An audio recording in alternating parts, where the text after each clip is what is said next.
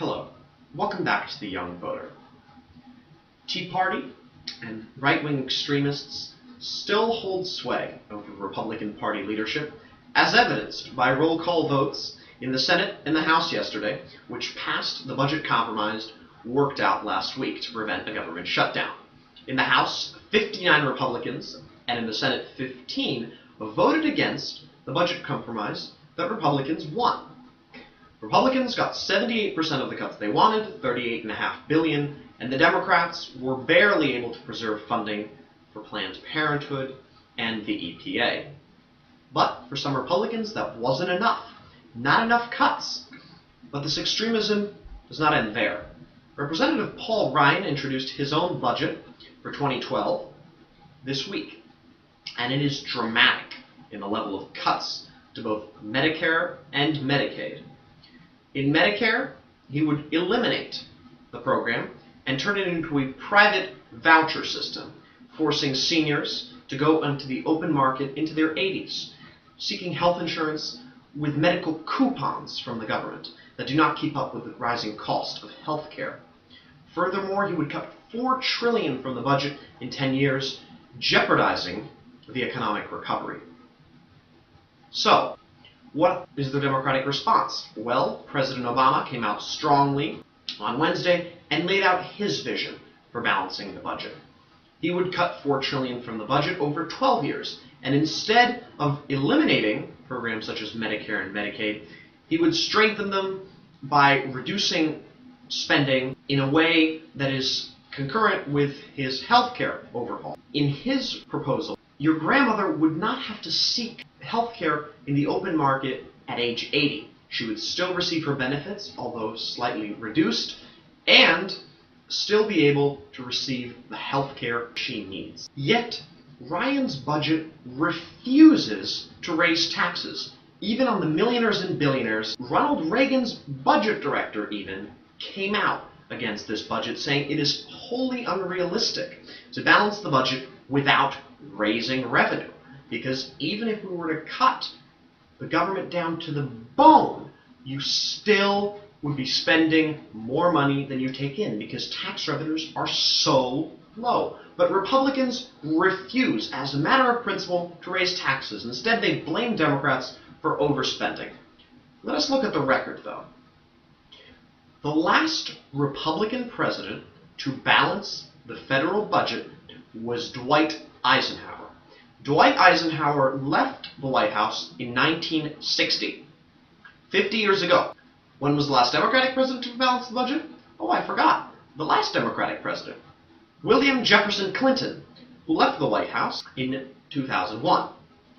So, I don't think the Republicans have a very good track record, especially over the last 10 years, of reining in federal spending. But of course, that party does not rely on facts, and therefore, they want to cut spending by $6 trillion in the Ryan proposal without raising taxes. So we can still afford tax breaks for millionaires and billionaires, but we have to make sure that grandma and grandpa pay for them by spending an additional $6,000 in medical bills. I don't think that's fair, and I don't think you think that's fair. At the same time, members of both parties are willing to include pet projects and unnecessary spending in the upcoming budget. For example, I cite this as an example because it's so egregious. General Electric has been lobbying for the government to buy its engine for the F-35 fighter plane. The government already has a contract with Rolls-Royce, who is manufacturing the engine for the fighter jet, but GE wants the government to buy a second engine for all these planes, made by GE. They say that two companies working on different engines for the same plane would foster competition and over the long run lower costs. But that really doesn't make any sense because you're paying both companies for the engine. So you're doubling your spending when one engine maker is sufficient. But I wonder who's going to succeed because it's wasteful spending, but GE has done its homework. They've lobbied well on Capitol Hill and they've contributed thousands and hundreds of thousands of dollars to the political campaigns of many Republicans and Democrats. For example, they've given President Obama, when he was running for president, $500,000. To Senator Rob Portman of Ohio, they've given $61,910. To Senator Richard Shelby of Alabama, they've given $40,500 in political contributions. To Democratic Representative Jim Clyburn in the House, they've given $31,500. To Senator Orrin Hatch, Republican of Utah, $27,000. To Democratic Senator from Connecticut Richard Blumenthal, $26,075. To Senator Roy Blunt of Missouri, $25,900. To Senator John McCain of Arizona, $20,900. To the Speaker of the House, John Boehner, $16,200. To Senator Johnny Isakson of Georgia, $14,900. To Senator David Vitter of Louisiana, $10,400.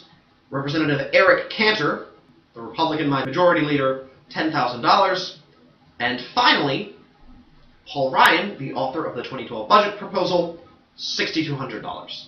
So I really wonder if GE will get its second engine into the 2012 budget. I'll get back to you on that.